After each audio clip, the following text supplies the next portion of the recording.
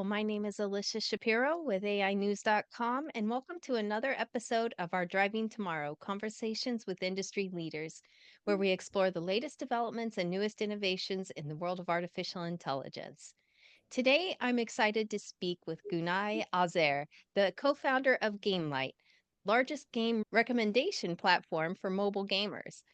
Gamelight is revolutionizing the mobile gaming industry by leveraging advanced AI algorithms to deliver personalized game recommendations, optimize user engagement, and enhance mobile gaming marketing strategies. With a background in tech innovation and a passion for gaming, Gunai has been instrumental in driving the success of Gamelight's AI powered platform. Her visionary leadership has transformed how mobile game developers connect with their audiences, helping them target and retain users more effectively. In today's interview, we'll explore how Gamelight's AI solutions are shaping the future of mobile gaming, the role AI plays in marketing strategies, and her insights on how AI will continue to impact the gaming industry. Plus, she'll share valuable insight and advice for anyone looking to break into the AI and gaming industry. So thank you for joining us, Gunai. Great to be here, Alicia. Thank you for having me. Oh, absolutely. I'm glad to have you here. I'm really looking forward to our chat. Gamelight's AI recommendation platform is revolutionizing mobile gaming, like we just said. Can you tell us a little more about how the AI algorithm works to deliver personalized game recommendations to users? And how has your algorithm impacted mobile gaming marketing strategies? Sure. So until Gamelight, there were some rewarded platforms that would recommend games to the users, but those are primarily based on who is the highest bidder, who would want to Mm, get the users most, and not necessarily based on what would be the best fit for the users. And gotcha. the same would go with rewards that users would get. Those were quite static, so it would be defined by account managers, either the same for all games or defined per game, but for the events that are shared, but those were not dynamic at all, right? Every user would get the same thing if that's the game they're downloading. And it was also quite a lot of hassle for UA managers to launch those campaigns because there's no Salesforce dashboard, everything is manually done, and then a lot of analytics that comes afterwards to decrease the numbers.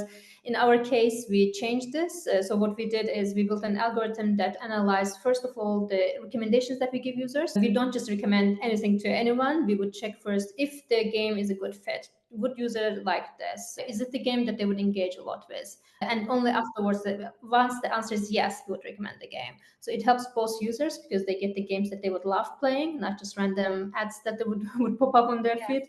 And it also helps game publishers because they would get the users that would be loyal to them, right? Not simply download and drop Right. after 10, 15 minutes, but play the game for long term.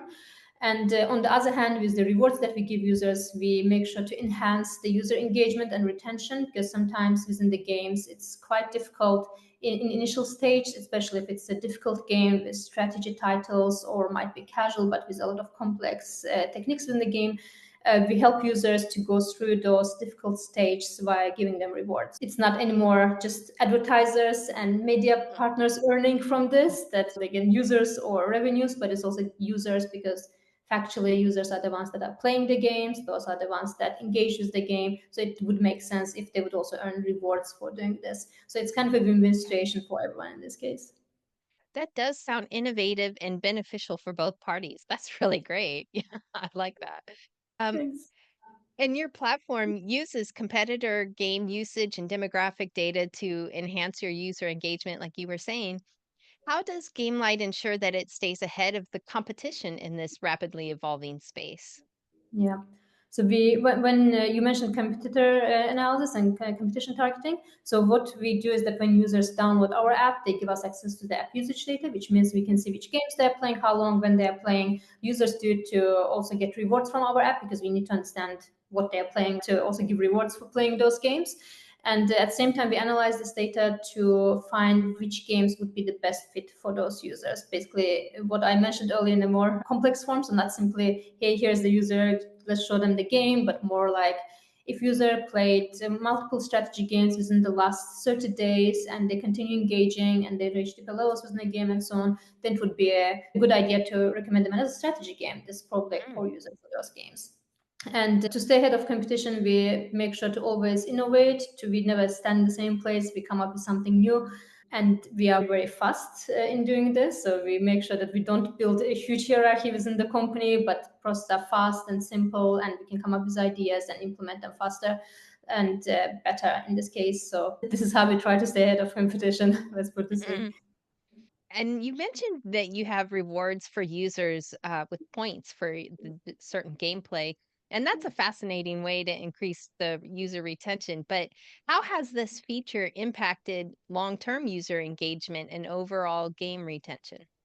Another part of the AI algorithm that we have is the reward algorithm. Hmm. So we talked about game recommendation algorithm, which I explained. On the reward algorithm is that other rewarded platforms, they have static events, static rewards. So what we did is we changed it that based on the user, based on the game, and based on the progress that user has within the game, they would see different kinds of rewards. So for Oh, example, some users would behave better if we give them playtime rewards, so for minutes they play.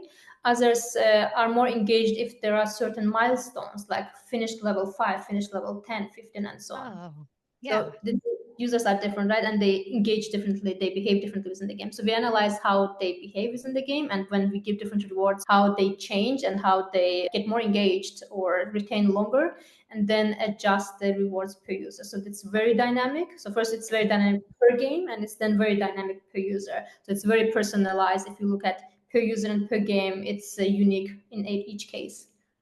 Think that's a fascinating strategy because, like you said, different players would want different things. So that's fascinating that your algorithm can recommend and give them different rewards based on what they would actually use. I love that. I think that is innovative in itself. Yeah, and it's more fun too. I feel like it's more fun for users. It's fun Yeah, also for us, for UA managers, that they don't have to just do the routine things every day, come up with more exactly. strategies, and the algorithm is doing the routine work, so to say, the Yeah. data driven. And I'm sure the users are happier as well because they're getting the rewards that they would prefer. Yeah, we get a lot of good reviews from users because they're usually very happy with the app and they're very engaged and they share very positive feedback with us. So I'm very happy about that. Yeah. And can you share an example of how one of your clients has benefited from Gamelight's AI-powered solutions?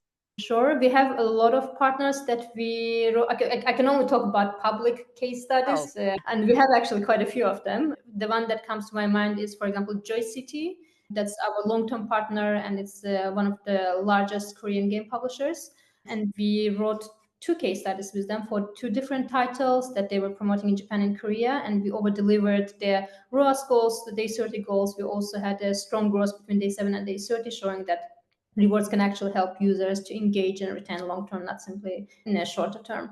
And we also were recently, actually just a couple of weeks ago, there was an App Supply Performance Index, and we were featured there as the best rewarded source across all genres globally in the world. And also in number two, not simply rewarded, but number two, mobile marketing platform for Japan and Korea for casual titles, which is wow. impressive. We're basically the Google Ads and above sources like AppLovin, Meta, Facebook, and so on. Wow, So that's that's great. Congratulations. That's thank amazing. you.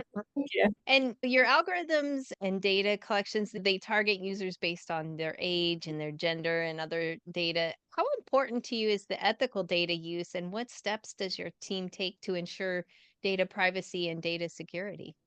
Sure, it's extremely important. And what is very important in this case is that we don't simply use the data, we ask users for permission. So we wouldn't have this Oh, data to simply use this. So once users come to the app, they actively have to give us access to their data, actively have to give us permission to use this data to show them different games that to recommend them and to also earn rewards.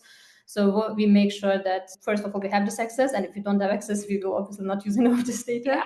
And users can at any time remove this consent if they are not happy, and or keep it if they want to continue. And I think this is very important because this is not some hidden mark somewhere, but users actually understand what they're doing because Yeah. they want to earn rewards, they want to get good game recommendations, and because they understand, they are open to give us consent to use this data so that both sides then can benefit from it.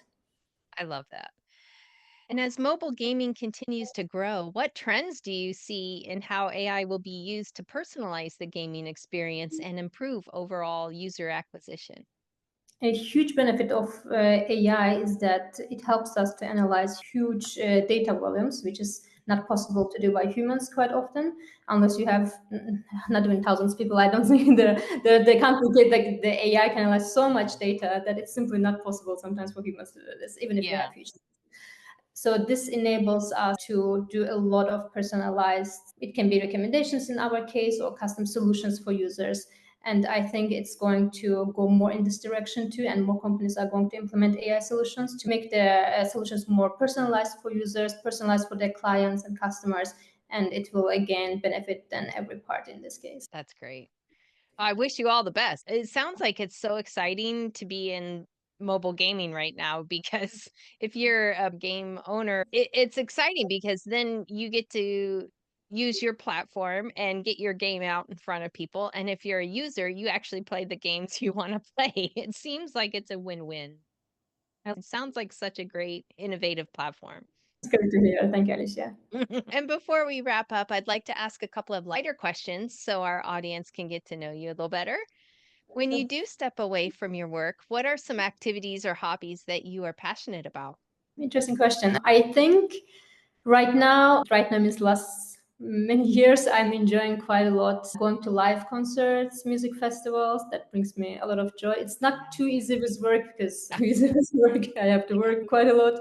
But as long as I'm available and I can go to a concert or to a festival, it brings me a lot of joy. So I'm trying to have this more often in my Yeah. life right now.